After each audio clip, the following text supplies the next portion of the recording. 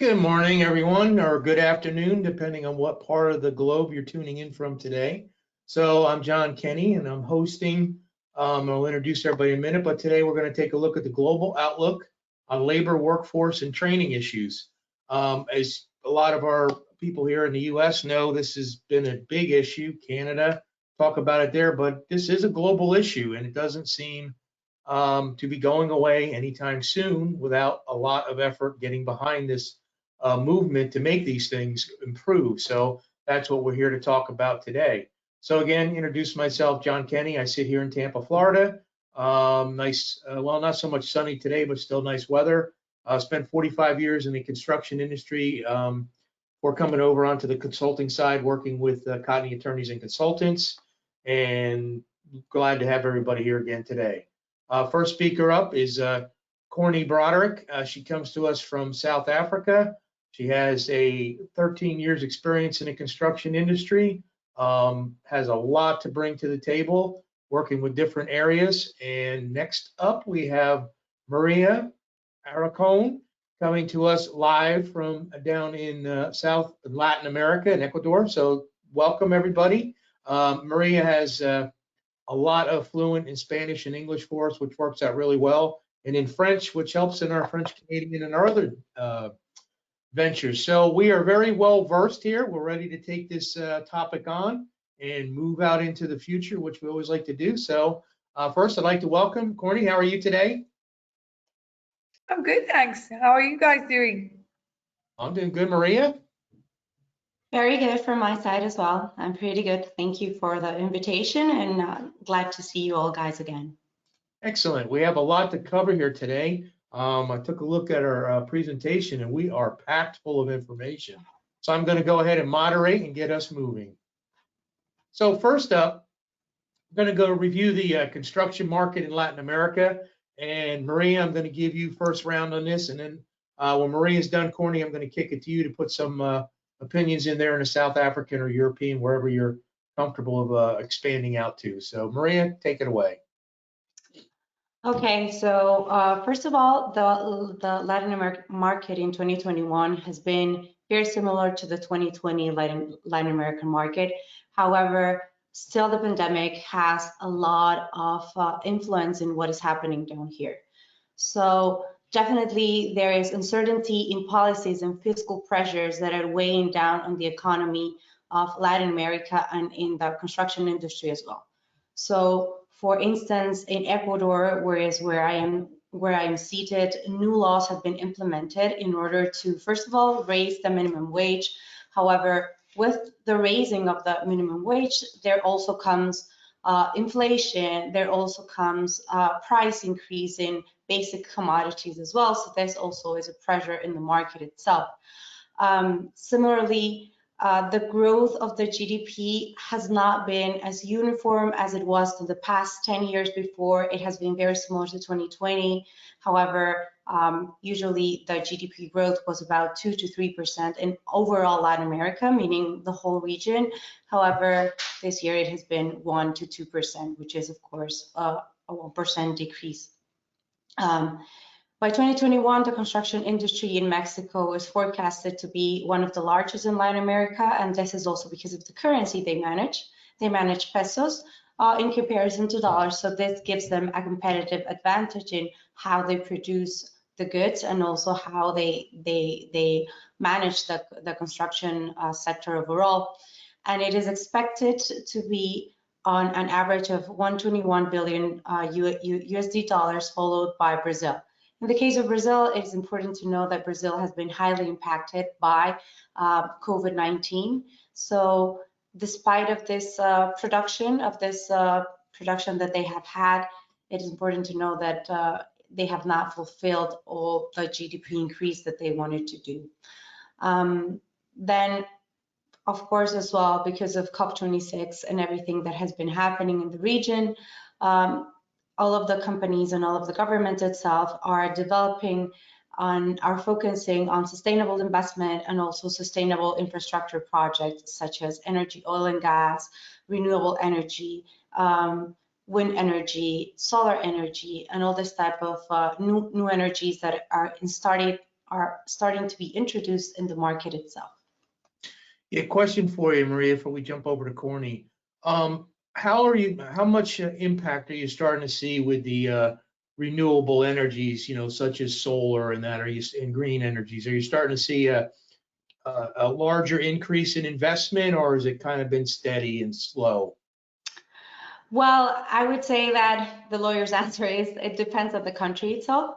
Of course, there are certain countries whose GDP depends on oil production, and there are other countries who can easily manage to diverge from a fossil fuel economy. So in that sense, I would say that, for instance, Costa Rica, Guatemala, probably as well, I would say Chile, it's easier for them to migrate all their economic growth to sustainable energy. However, Ecuador, Venezuela, also Peru, Mexico have a very large production of oil. So in this sense, it is difficult for them to try to migrate their economic growth to a more sustainable way. However, I think they have been starting to do so. In the case of Mexico, lots of investment in energy and solar production has been happening. And in the case of Ecuador, lots of wind energy as well has been starting to develop in the sectors. Yet we have still to see what is going to happen in the following 5 to 10 years. But I think it's a very good example of how we're all diverging from fossil fuels. Courtney, what do you see over there?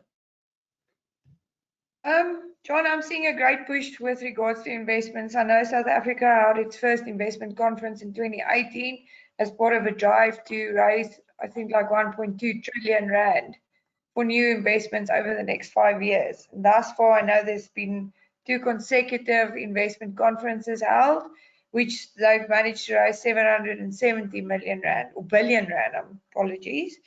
And most of this investments is into 3 industries, which is the pharmaceutical industry, energy, and then obviously tech and infrastructure.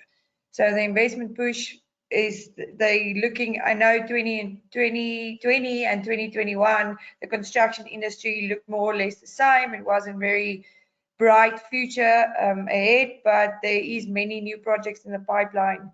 And I think definitely the construction industry and the market will pick up in 2022. Yeah, and you're seeing the same thing throughout Europe and the North American continent as well, both Canada. All these different market segments are developing in different ways. We've still got a lot of the old that will continue. A lot of the new segments going out there, but I think a couple of things here. Definitely investment in ports, transportation, other infrastructure is going to be a worldwide investment. It has to be. I think we learned a lot of things through the pandemic, but I think the latest lesson we've all learned is we have a pretty horrible infrastructure logistics system worldwide. When it gets a lot of stress on it, we're all feeling that, and that's not going away anytime soon. So we are united on a lot of fronts. So next up is the continuation. So, well, regarding the construction market in 2021, we have to stress that Latin America, due to the COVID-19 impact, lost almost 43 million jobs in the pandemic. And then we also have to say that worldwide, there is an insufficient labor market recovery with a predominance of informal jobs, in the sense that in Latin America, basically all the jobs that have been recovered are either jobs that we call below the table. So basically they're informal jobs that are paid hourly, that are not full-time jobs, and that people have 2 or 3 or 4 jobs to be able to manage themselves, right? But there has not been a stable job recovery. And then also around 70% of the jobs created are informal, as I said. And then unemployment has been declining in the past 6 months, but I wouldn't say that employment is as it used to be before the pandemic back in 2019. Then also the economic recovery is still insufficient. And what governments are doing basically is that they're flexibilizing labor law legislation in order to be able for employers to have different types of contracts. So for instance, in Ecuador, there was just basically two types of contracts, right? A full-time and a part-time contract, and they all had social benefits, you know, as part of the labor law contract itself. Currently, what the government is doing is actually promoting hourly work, which I think it's very important and very interesting, because you also provide benefits to those type of workers that are working hourly, and they are also paying taxes, right? So this helps all the economy of the country get back what it used to be before everything happens. I think this kind of labor law flexibilization itself is very interesting, because we are being promoted to the I would say American system, whereby people can actually work different jobs, and they can work hourly jobs, whereas in the European market, I would say that the job workforce is much more stable and is much more, I would say, somehow secure for the employee. But on the other hand, employees cannot you know, get back as soon as they lose a job to the labor market, whereas in America this is possible, especially in the United States.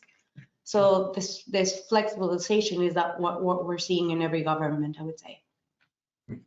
How about with you, Courtney? What are you seeing over there? It's interesting that Maria mentioned that they actually had an unemployment rate that's increased. It's improved a bit over the last 6 months. In South Africa, it's a completely different thing. We're at a record high.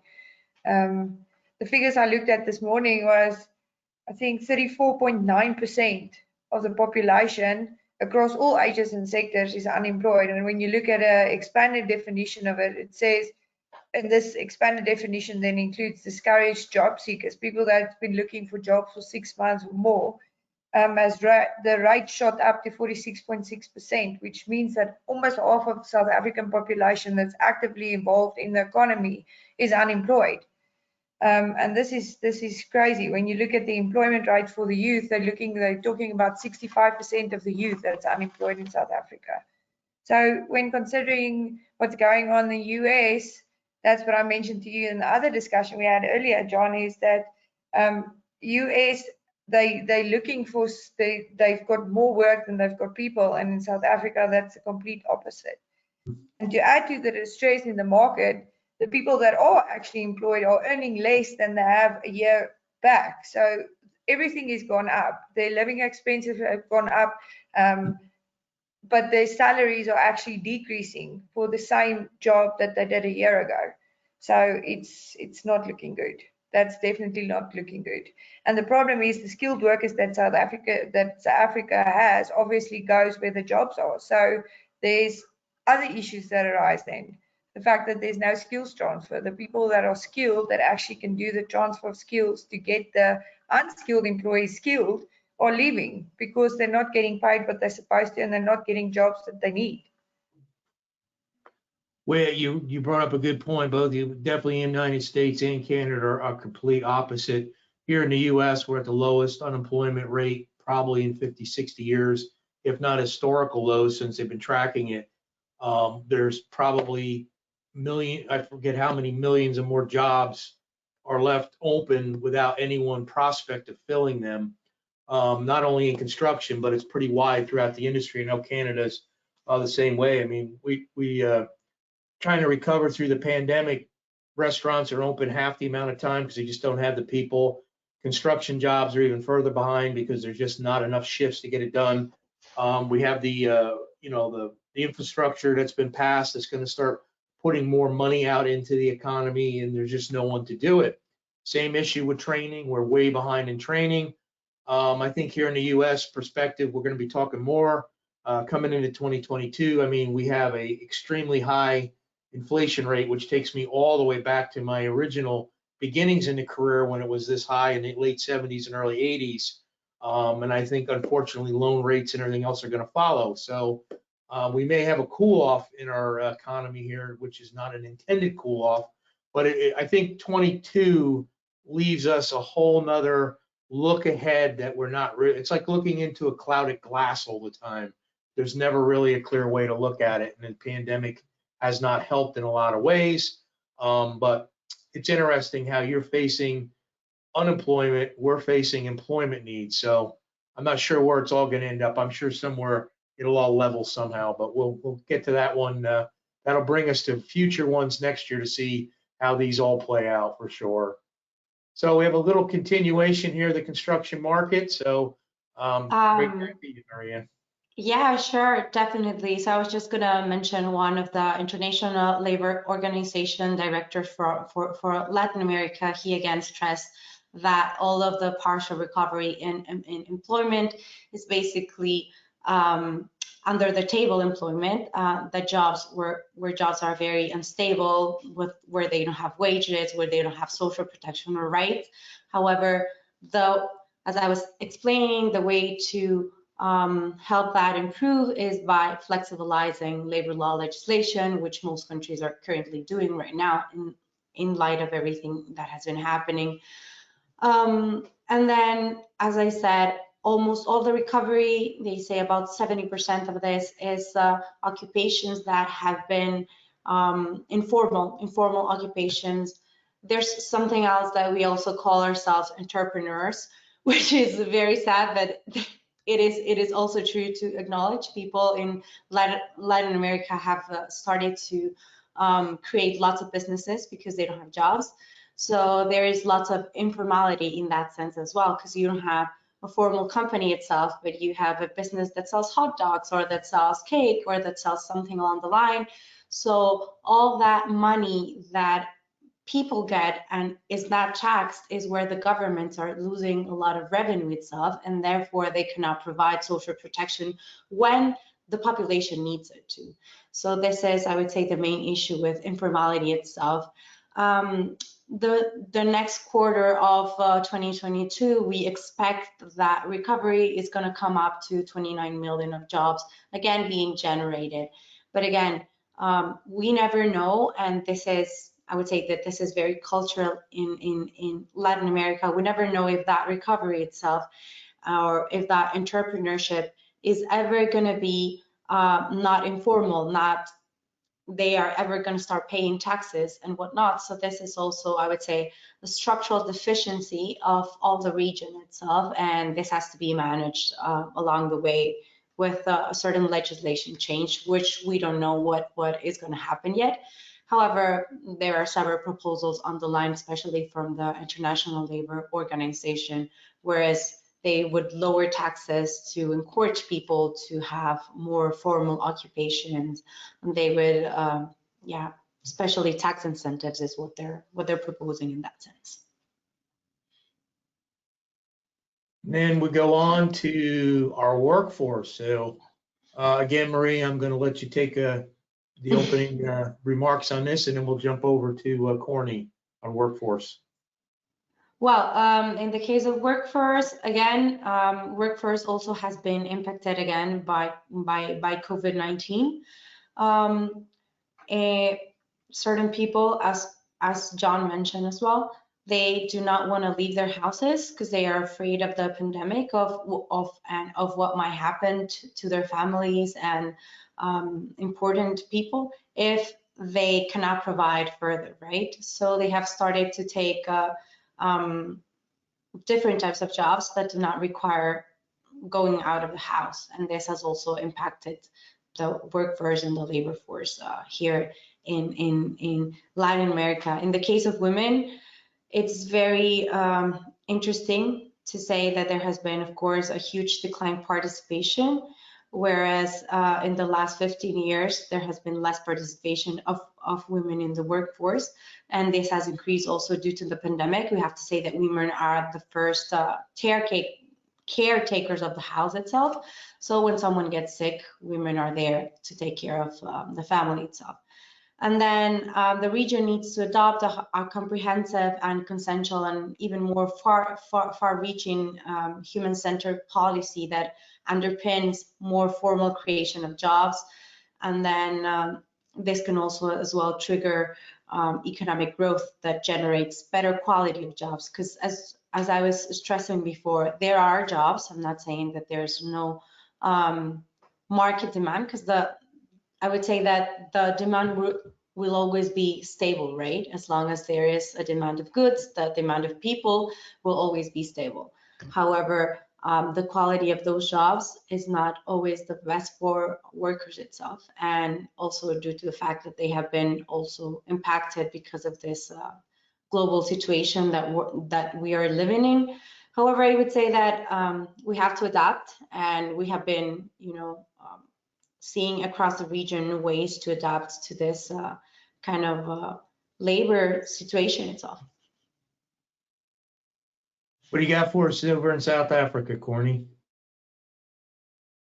Oh, I'm thinking while I'm listening to Maria speak, I'm thinking the situation with our workforce is, I don't know if it's unique to South Africa, but I know that there's limited parts of South Africa and even Africa where there is actually active projects. And these projects are dictated by the unions in the sense that all non-skilled workers needs to come from the direct area in which the projects are located. So if you have a company that is working all across South Africa, they need to start these projects off without any trained people. So even though it's a non-skilled occupation, it still needs a form of experience in the industry to make sure that you don't get unnecessary delays, that these people don't injure themselves when they're working on the project. And this in itself, I think, is a bit of a setback for many of the companies that need to keep on recruiting people and never get the chance to actually train them and get them working in higher levels with better salaries. So this is more like a catch-22. You're getting employment for the people in the area where the projects are, but you're not really building these people so their skills can develop. So are you reaching the target that you meant to? I'm not sure. And then in relation to the women, the participation of the women, I think what I've seen in the last year and even more than a year, it seems like all the major role players in the construction industry have increased their commitment towards including the women. We call it a man's world, to get the women in senior positions in these men's world, in industries like the mining sector and in industries like the construction sector, which is previously known as this is not a place where a woman should be. And even if you look at the arbitration institutions in South Africa, they more and more including female participation in major construction arbitration cases for various reasons, for the fact that they know and have recognized the fact that women are not represented like they should be, and the fact that they've realized that it doesn't mean because you're a woman you don't have any knowledge of the industry and you can't positively contribute towards the developments. No, it's good points. Women in the industry over here are very similar, getting into workforce, but we're starting to see more and more outreach. But the hard labor out in the field work, I think, is still very low. And again, to both points, it's labor moving around is not as great. People are staying put into areas, whether it be pandemic reasons or economic reasons. And also, too, you have a lot of people not even interested in going into the construction workforce for issues of lack of training. It's not about money. You can make a lot of money in the construction trades. There's no question about that, but I'm not sure we have the correct career paths. And also, we are becoming an information industry worldwide, and you can pretty much live anywhere in the world and have whatever scenery you want out of your house if you're working with a job that it can be a remote type of job, which is a lot of competition for very few people to fill the force. So I think that is definitely another issue to come up throughout next year as well. So we have a continuation here on our workforce comments, Maria. Yeah, so definitely there is a link between formality and inequality that actually characterizes the region, and it's even starting to get more evident itself, right? Because if you don't have a formal job, you have different types of jobs which are, like, as we were saying, under the table. Inequality also arises in the sense that there is a higher paying gap between men and women in the industry itself. Despite what Courtney actually mentions, that the construction industry itself, all the, I would say, the chambers of commerce are trying to introduce women in the construction sectors as decision makers, it is very difficult to train men to think of women as leaders. So I would say that there is also this kind of side, whereas women have to portray themselves as very secure individuals in order to be able to lead, and also men have to understand that there has been, I would say, a generational shift, and that they both can be at the same place. However, I would highly stress that also informality has a great impact on pay gaps, and this has been happening along the last 10 years, but during the pandemic, it has been, I would say, it has been much more evident in the sense that in the construction sector, generally laborers earn X quantity of money, and if that laborer is a woman, what happens is that sometimes the salary is lower, and this is also because of physical capacities itself. Sometimes a woman can carry less things than men. However, the capacity to work is still the same, so the salary must be the same. Just one of the thoughts to put out there. No, I agree with that. I think definitely women, we've made strides in the world. I think a lot of it's cultural as well, depending on what part of the world you're in, how fast you may move through this. I think some parts of the world embrace it a lot more than others.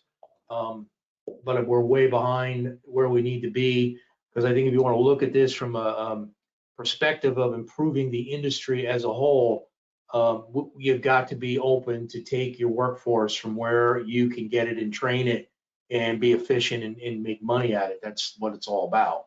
So I think it elevates a lot of poverty in a lot of areas, whether, and that's the same here in the US. There's areas that have, lower income areas that I think there's a great opportunity to train, which I'm not seeing to the full. I've been in this a long time. I haven't really seen it expand to where it needs to be. But again, if we continue to talk about it and get the education out there, I think we'll do much better in the future for moving it along and keep gaining ground. That's all we can do. Sure. So bringing that up next is one of my favorite topics, is training issues.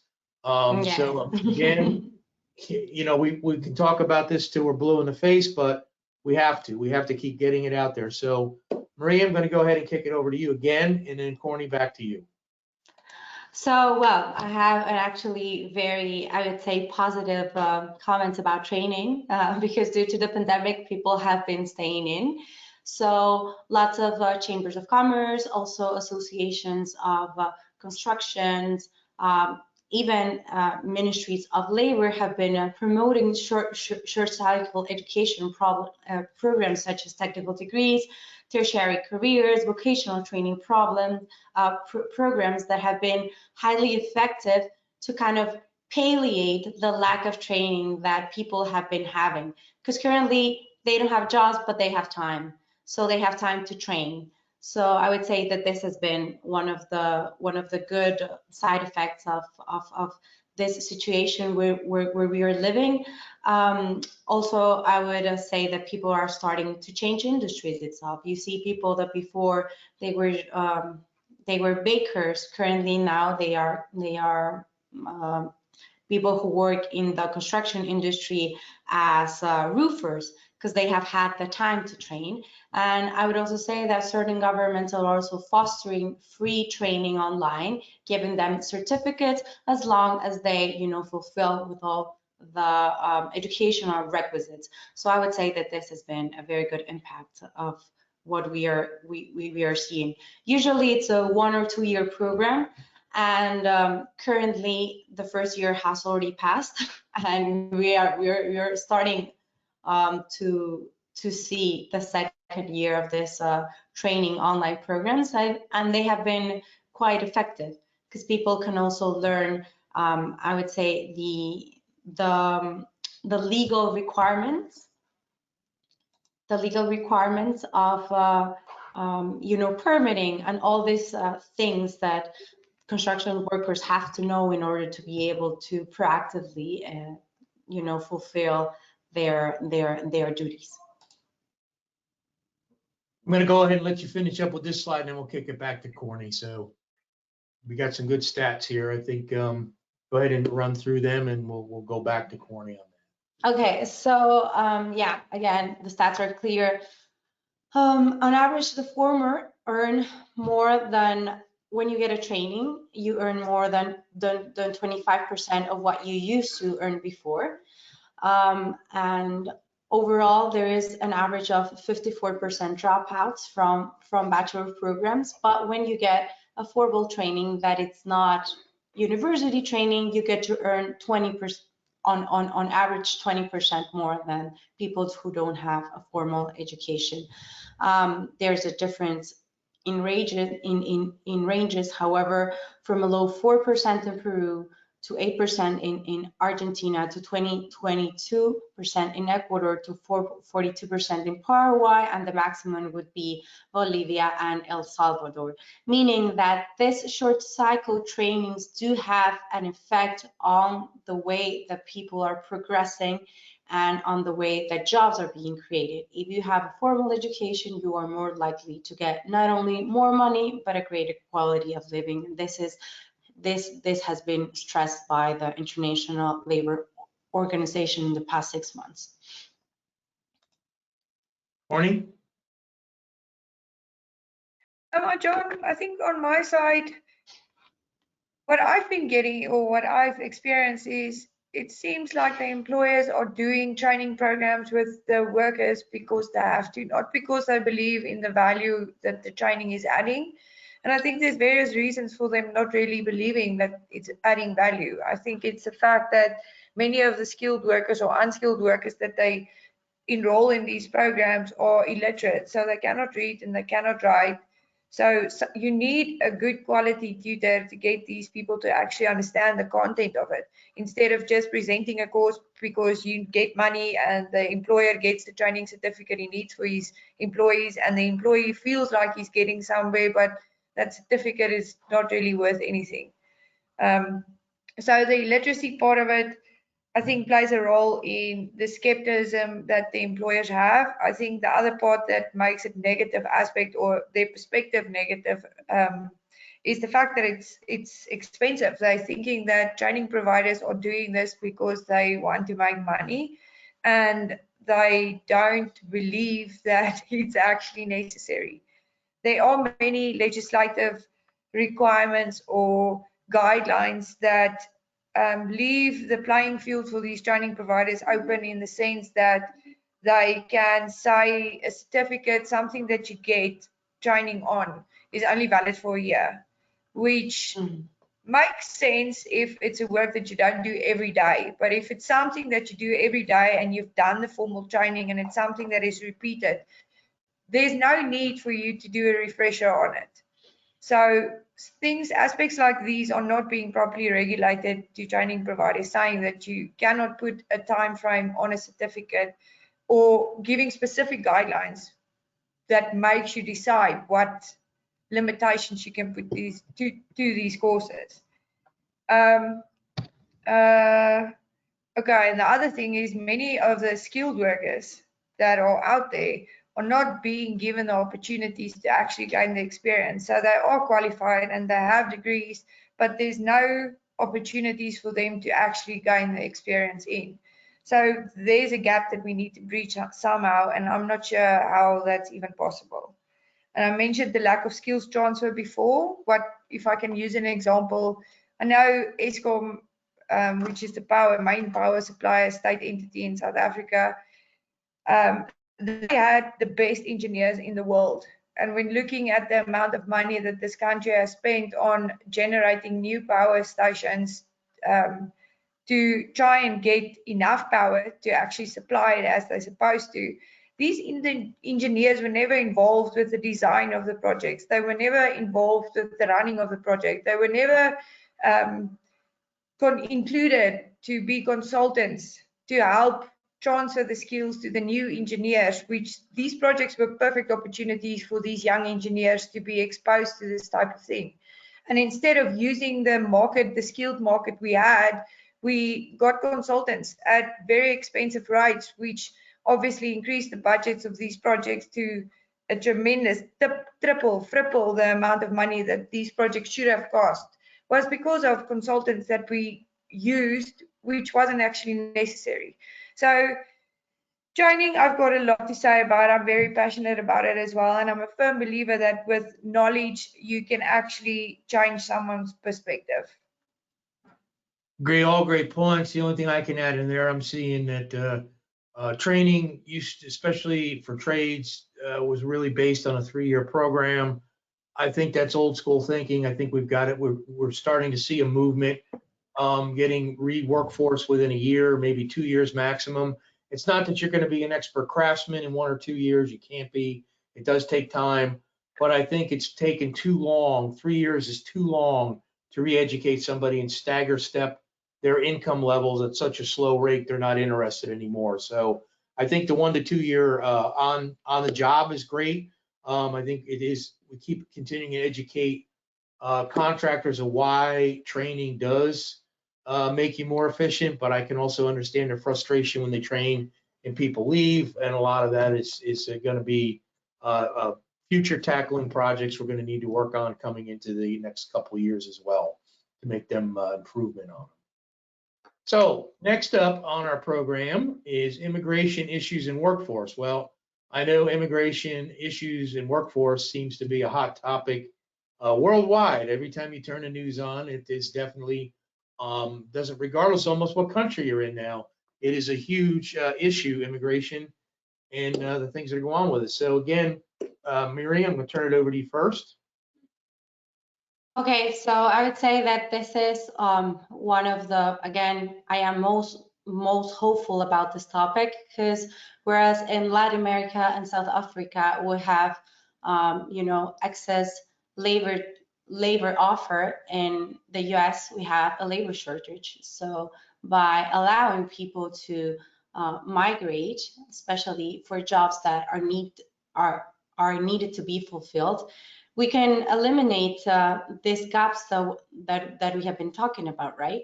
So immigrants could fix the US labor shortage. Of course, the US has more jobs that it can actually fill. And we have been knowing this. People are offered jobs that they don't want to take on. Currently now in our immigration department, we are currently processing H-2B visas for 2022. And we have been seeing that there is still a lot of labor shortage, despite that the government this year actually increased the number of H-2 immigrants that could come in the country. So what does it mean? This actually means that with the immigration policies in force, it is not enough in order for the US market to actually fulfill the needs it has, right? So roughly 10 million of people, including low wage and high wage skilled workers, are needed to fill the job openings nationwide. Despite the job openings hitting historic highs in July and extended unemployment benefits ending in September, Americans aren't returning to jobs, especially in low wage industries, right? At the same time, workers are resigning in record numbers, and this has also been seen in the legal industry itself. Workers are resigning in extraordinary numbers, which hadn't happened before, especially in law firms. And I would say that also consumer spending, although consumer spending has surged this year, businesses don't have enough people to meet the demand. As John was saying, there are restaurants open, but they don't have enough servers to fill the capacity of the restaurants, so that they are serving at half capacity, 1/3 capacity. Some of them are just serving delivery food because they do not have waiters, they do not have cooks. And this is what the H-2B program intends to fill. And this is the intention of the H-2B, I would say, immigration program of the US currently in force. Courtney? I think it's a great initiative, and I believe that South Africa or South Africans would be open to making use of these permits to actually go overseas and help fill the job gaps that there are there. All I know that is from South Africa, it is, I think, scary and gloomy for South Africans to actually immigrate, because how it works this side is you can only apply for, or you can apply for any job, but you can only get a permit once you have a job. You can only get a job overseas if you have a permit. So it's again this cycle and catch-22 where you need a permit for a job, but you need a job for a permit. Other than that, I think South Africans would love to go. I think many of the young South Africans I know, especially people that are just finishing school, they are going to the US, and they're big in the farming industry, and they go there for 2 or 3 years, but it's a temporary thing. It's for them to save money more than it is to create a career. So there is opportunities. I'm just not thinking that it's sustainable opportunities at this stage. Yeah, and well, I mean, you pretty much both have covered the immigration outlook. There's not a lot that I can add in here as far as, you know, U.S. immigration goes. It's at a standstill. So, and but you know, there's some good points coming up here as far as supply chain bottlenecks. You know, threatening to ruin Christmas. I think that's a given, and I think these bottlenecks are going on well into next year. I personally don't see, depending on which expert you listen to, you don't really see an end to this. At least everyone's saying at least fourth quarter of 22, probably first or second of 23, where this time last year we were talking about beginning of 22 to mid 22, and it's just not there. You know, and there's not enough truck drivers, there's not enough people to unload the cranes. There's just, you know, and we argue back and forth really where the problem is, but the problem is the entire, and I know you got a lot of good stats here, but what the entire supply chain is stressed. There's not enough people, whether it's coming, the country it's coming from to the country it's going to. They're, you know, even if you get this stuff unloaded off the ships, they're sitting there for a multitude of reasons. Then it gets onto the trucks, it's going in and sitting into warehouses.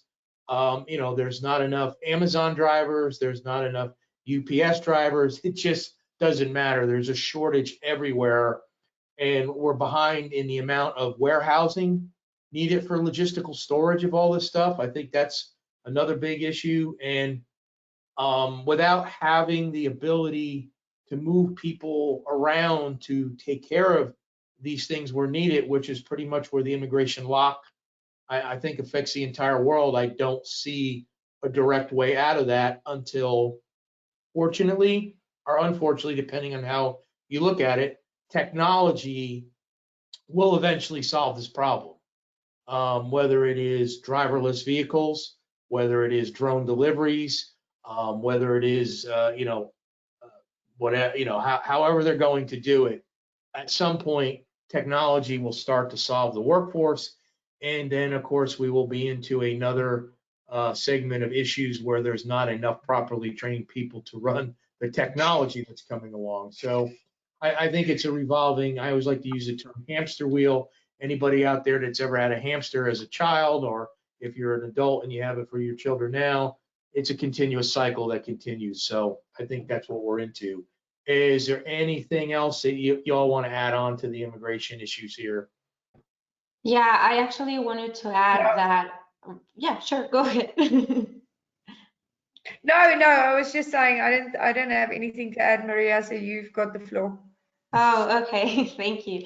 So yeah, I just actually wanted to add that I was listening to one of the World Bank's experts last Thursday on supply chain bottlenecks, and what he actually mentioned is that we don't buy anything until late April of the following year, because this is where he estimates that supply chain bottlenecks are gonna start to, become normal, and that supply chain system is gonna go back again.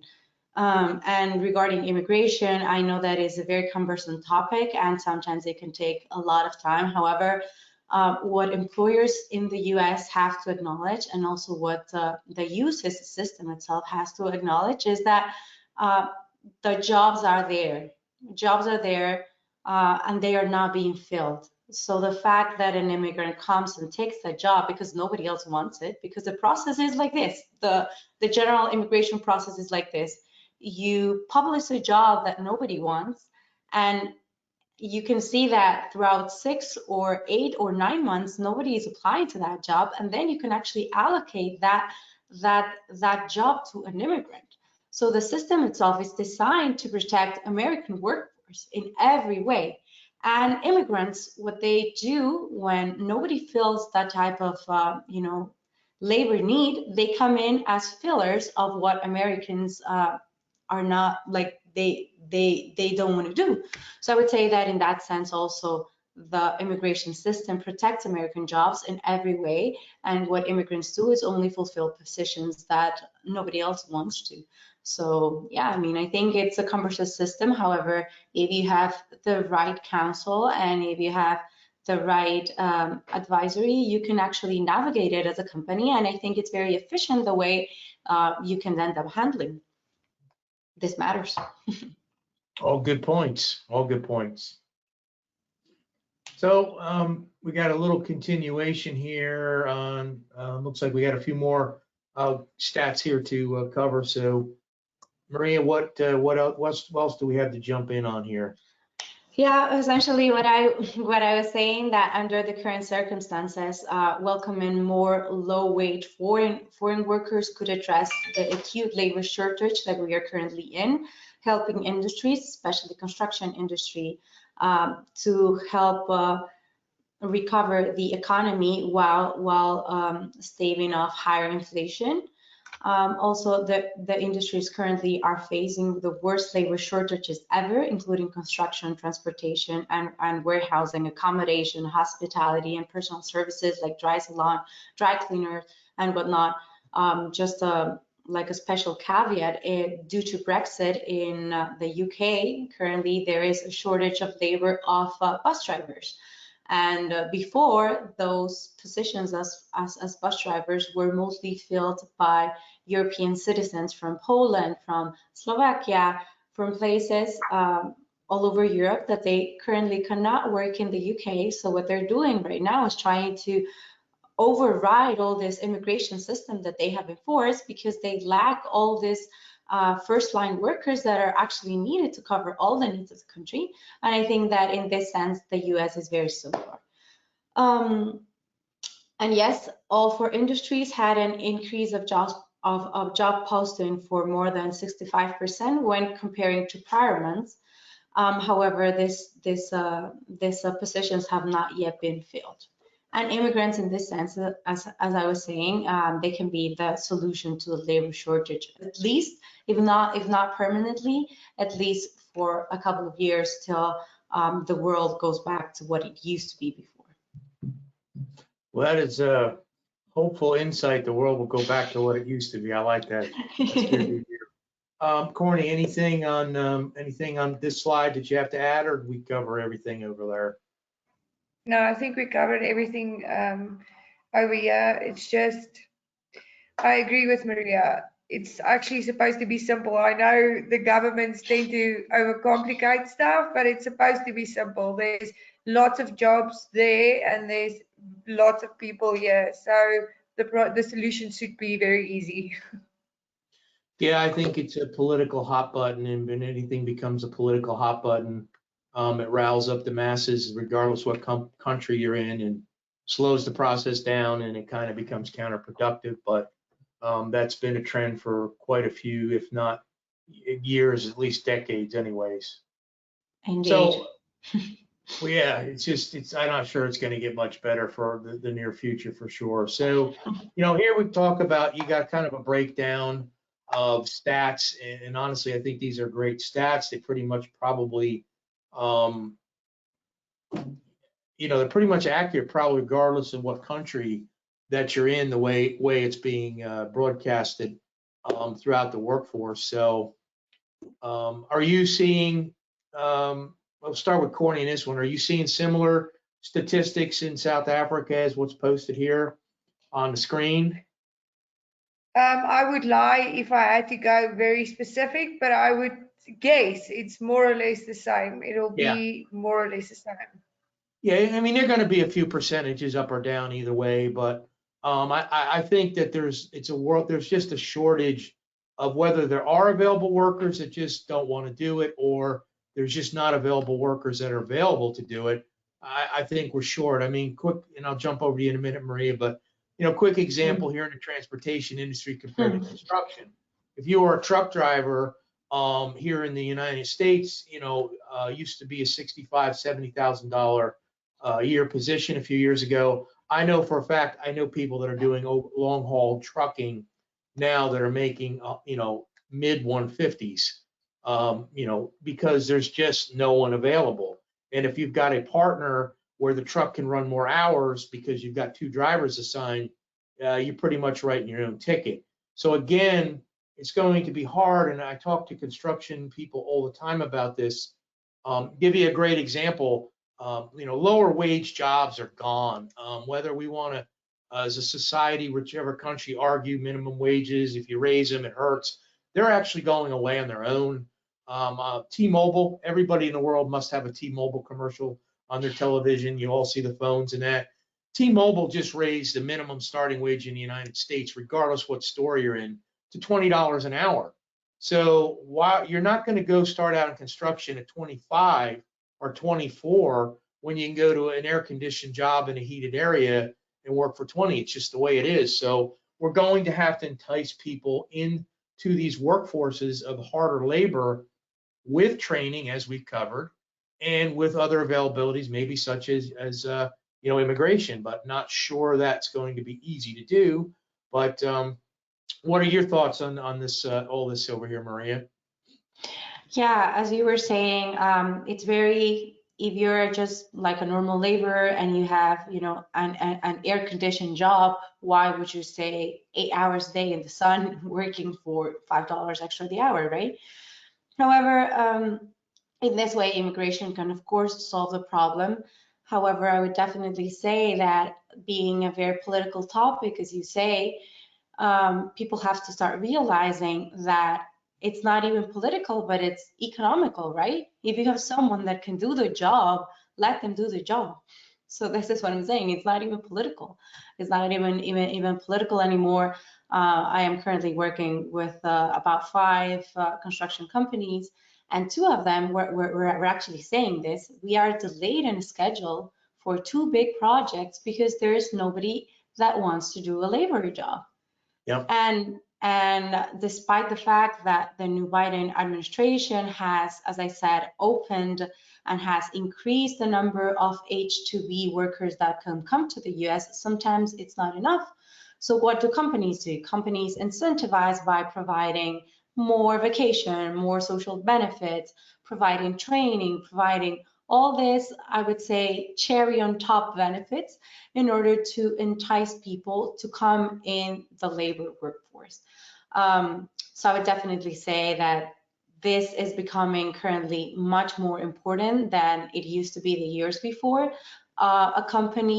A job has to be attractive, not only because of the salary, but also because of what you're getting aside from the salary. So these side benefits are starting to take a bit more importance in the latest years in this sense. And of course, it is the world that we're actually living in. So.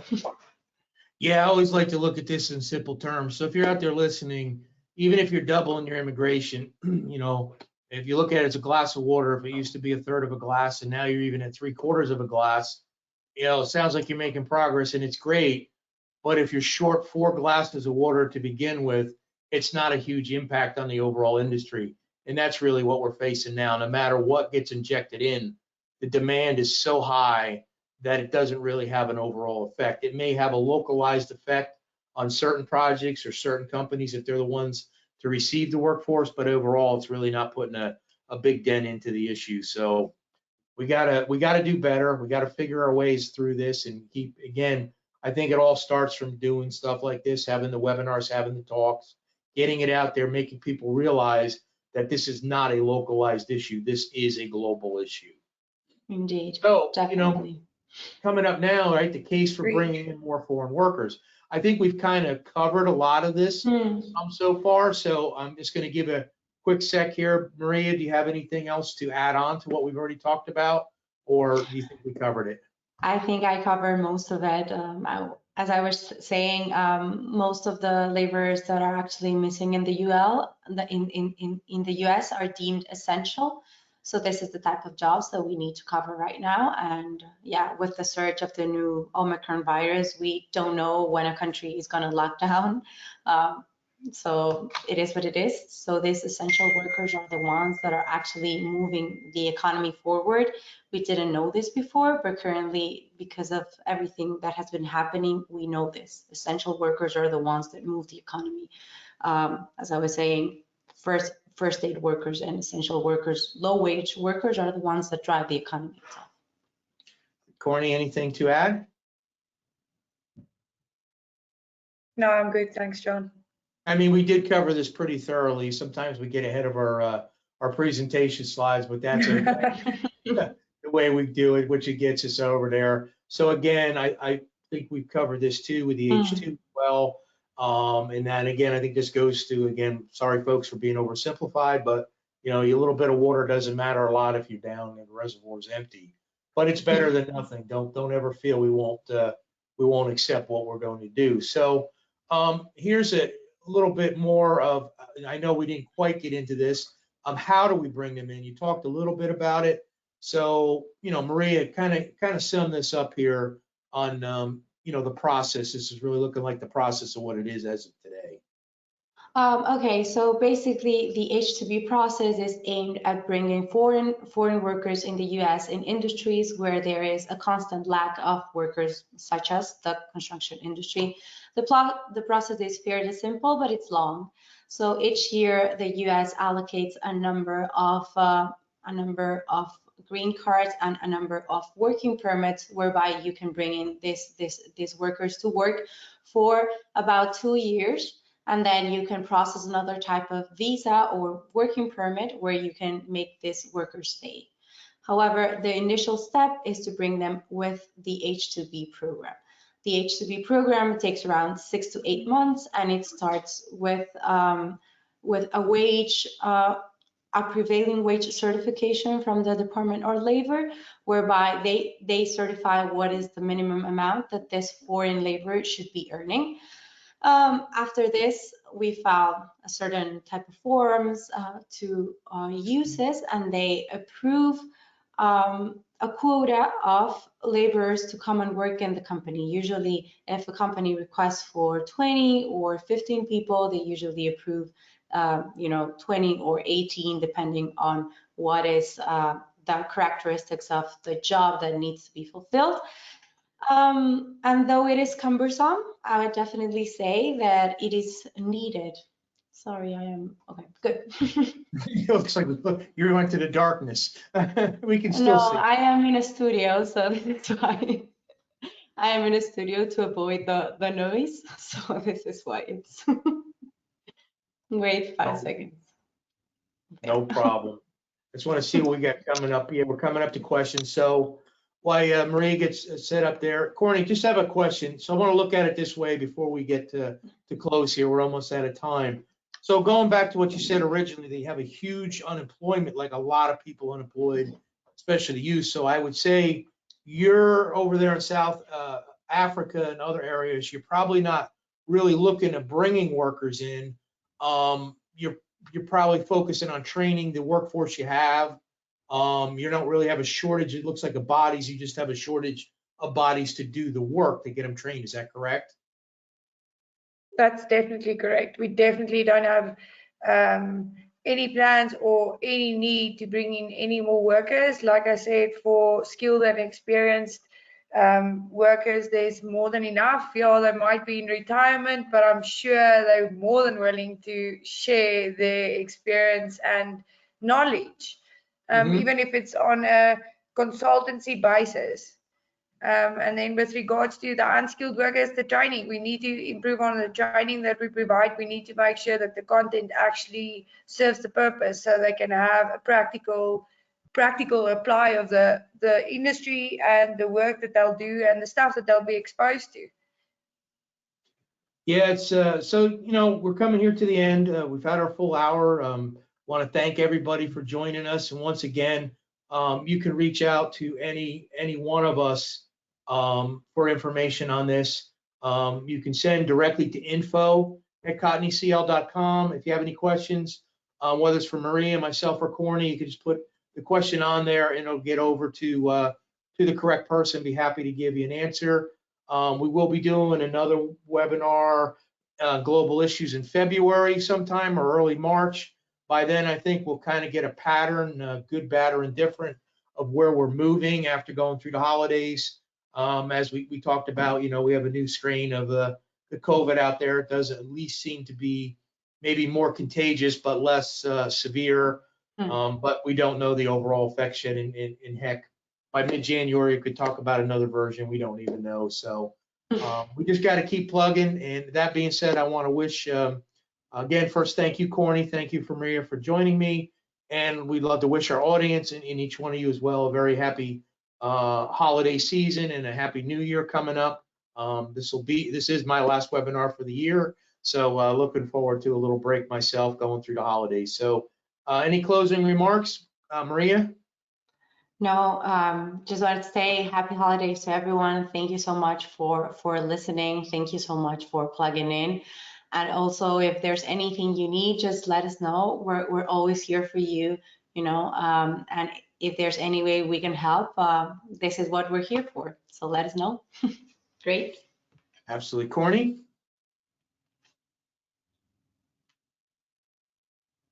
All right. Well, that. From my side, just Yep. Go ahead. have a festive season, be safe, enjoy the time with your family, have a rest, and then we'll tackle this thing again next year. Sounds good. Take care, everyone. Thank you for joining. Happy holidays, everyone. Thank you. Bye.